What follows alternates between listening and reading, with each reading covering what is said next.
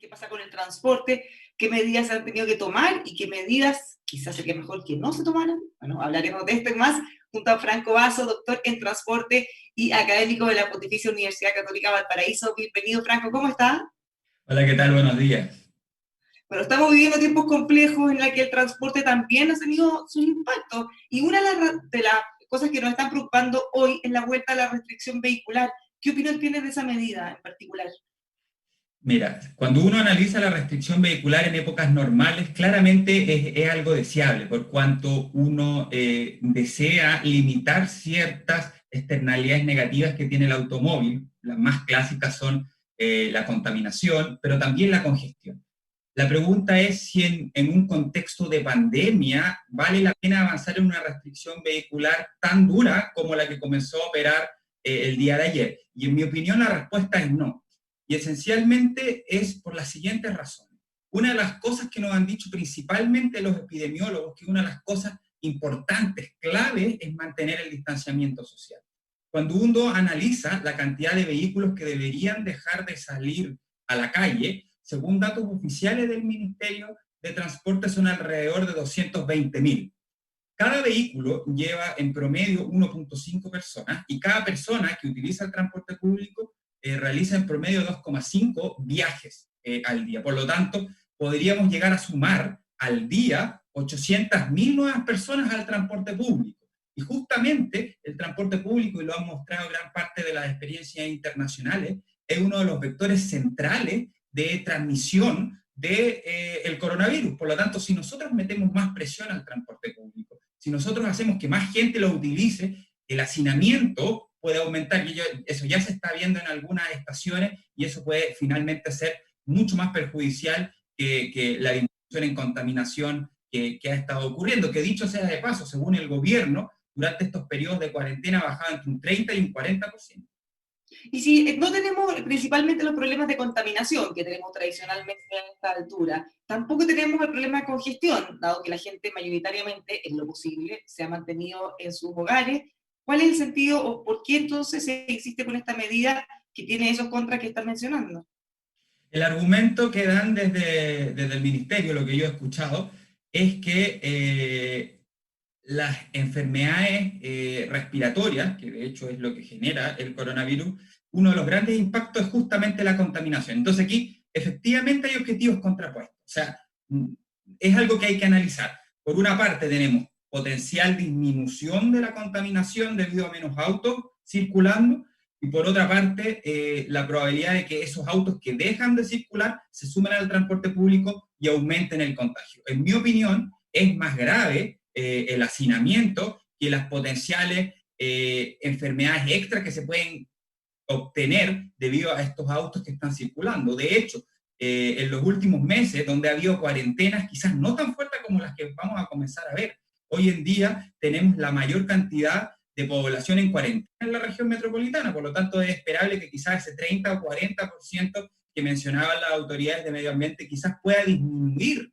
a menos de eso. Entonces, uno se hace la pregunta si vale la pena sumar esas 800.000 personas al transporte público. Yo creo que no. Yo creo que hoy en día el auto particular y otros modos de transporte como la bicicleta y la caminata son modos de transporte seguros en términos de salud pública, y por lo tanto uno debería tratar de hacer la vida más fácil a las personas que quizás pueden utilizar su automóvil, que lo pueden utilizar para ir al médico, lo pueden utilizar para ir a trabajar, y no obligarlas a ir a meterse al transporte público donde nosotros queremos que haya la menor cantidad de gente posible. ¿Se podría revertir esta medida? Sí, todavía se puede revertir. No es obvio que esto se puede hacer, se tiene que generar ciertos decretos porque esto está en una ley. Por lo tanto, se requeriría un cierto acuerdo con distintas entidades. Ayer los alcaldes se sumaron a esta petición que yo vengo haciendo hace algunos días de tratar de eliminar la restricción vehicular. El problema es que yo no he visto recepción por parte de las autoridades.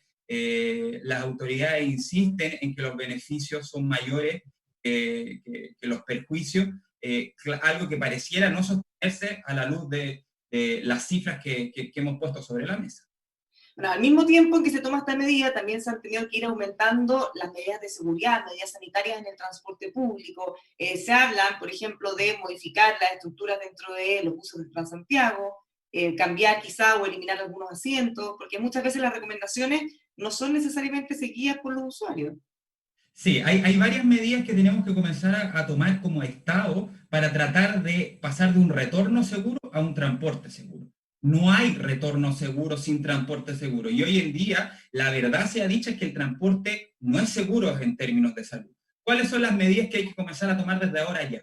La primera es volver a que el transporte público funcione a capacidad.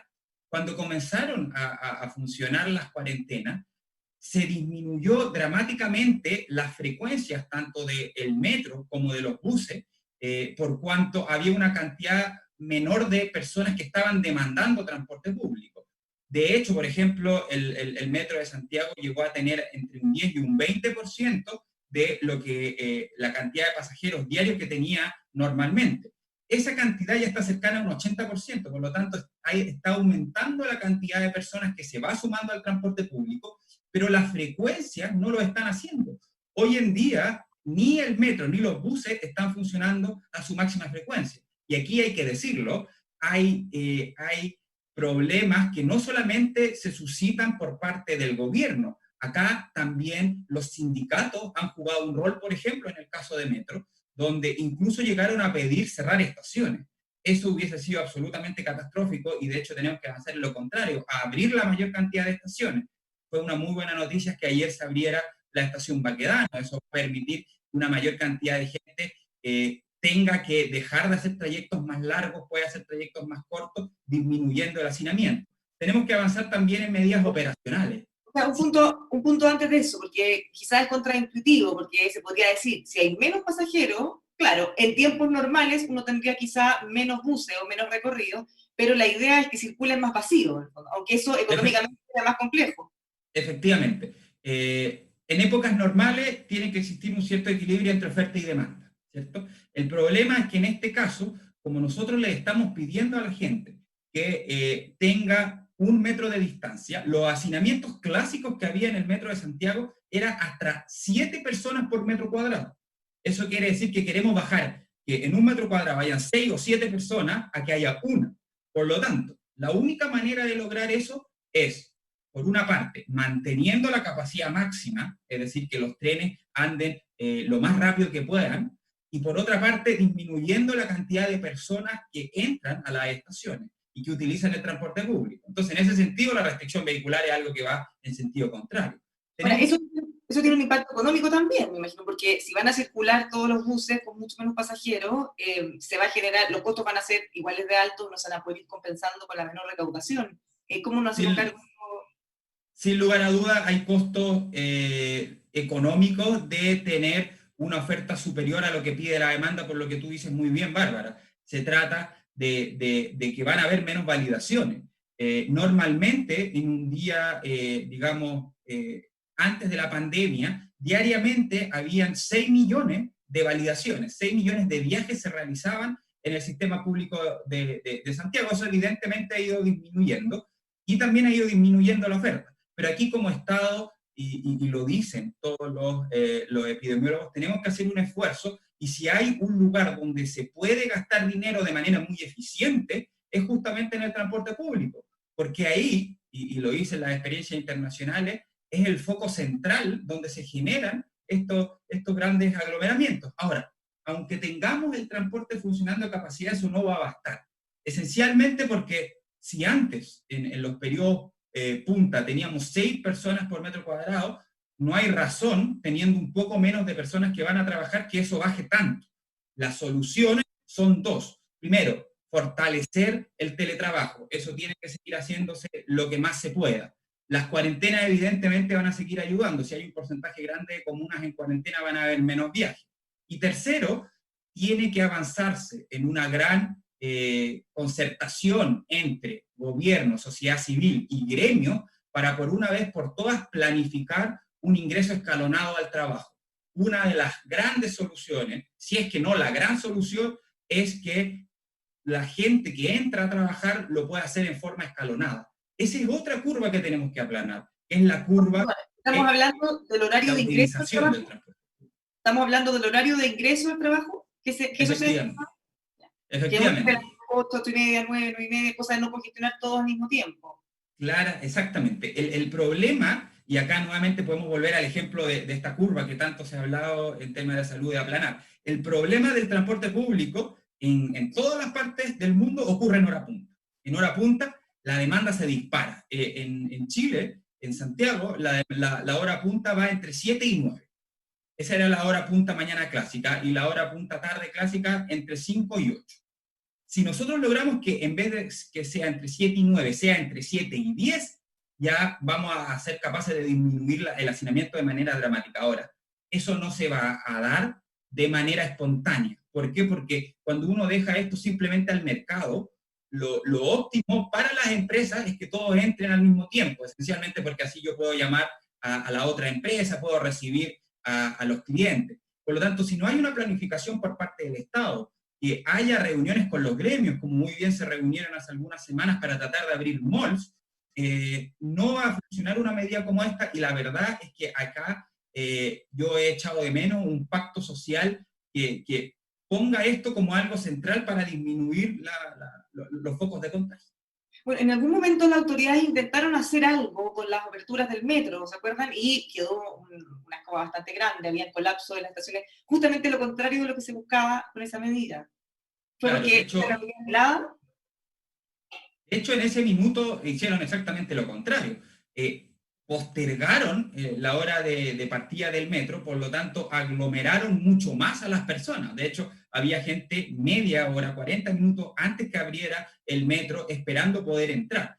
En realidad, lo que tenemos que hacer es tratar de ir alargando los horarios de funcionamiento del metro, pero por sobre todo que haya mayor flexibilidad por parte de los trabajadores y particularmente de los empleadores, para que se puedan tener ingresos un poquito más tarde. Basta con que en vez de que entren a las 9, entren a las 9:30 para que ya hayan cambios importantes. La punta tarde es un poco más simple, porque la punta tarde es un poco más extendida.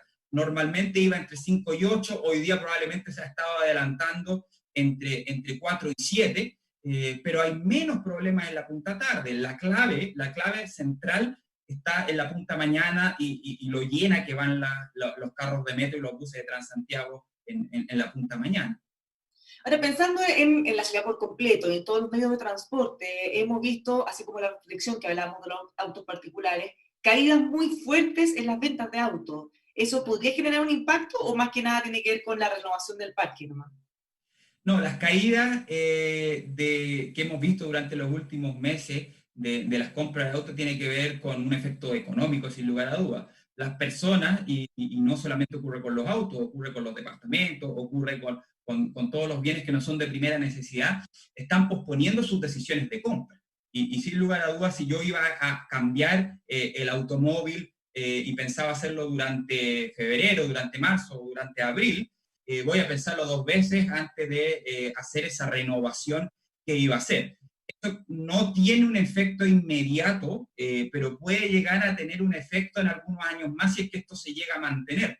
Porque una de las grandes ventajas, y que sí ha tenido la restricción vehicular en años anteriores, es que ha permitido una renovación del parque. Recordemos que la restricción vehicular solamente opera para los vehículos con convertidor catalítico que fueron adquiridos antes de septiembre del año 2011. Por lo tanto, a lo que apunta la restricción vehicular en términos por lo menos de contaminación es una renovación del parque. Evidentemente esa renovación del parque en la situación actual se va a ver ralentizada, pero esperemos que una vez que logramos salir esencialmente de los problemas económicos que va a traer esto, que probablemente nos va a acompañar por varios meses, incluso años, se pueda también avanzar en esta renovación del parque automotriz y también tratar de mejorar un poquito los esquemas asociados a la restricción vehicular. Aun cuando lo central es la contaminación, la verdad es que hay ciertas cosas que no calzan en la restricción vehicular, por ejemplo, que un vehículo bencinero del año 2011 pueda circular, pero un vehículo diésel que contamina mucho más del año 2012 sí pueda circular. Hay ciertas cosas que mejorar todavía en términos de esta restricción vehicular, para los próximos años. Para este año, el llamado es a eliminar la restricción vehicular. Y finalmente, pensando también en el sistema en completo, por ejemplo, lo que hemos visto con los problemas de las líneas aéreas, ha tenido también impacto en otros medios de transporte. ¿Qué pasa con los buses, por ejemplo? También Sí, pensamos en los cordones sanitarios, la necesidad de la gente de movilizarse.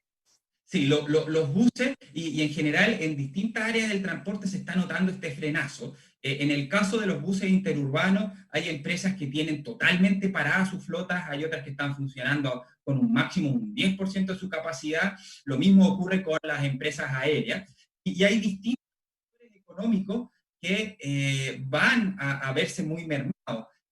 Ayer, por ejemplo, conversábamos con los transportistas escolares. Los transportistas escolares es un caso particular en los cuales hay tremendas necesidades y contrario a lo que mucha gente cree, los transportistas escolares muchas veces no están directamente asociados a los colegios, donde quizás podían tener una relación un poquito más a largo plazo. Hay muchas veces que un mismo transportista escolar va a distintos colegios y el trato es con las personas.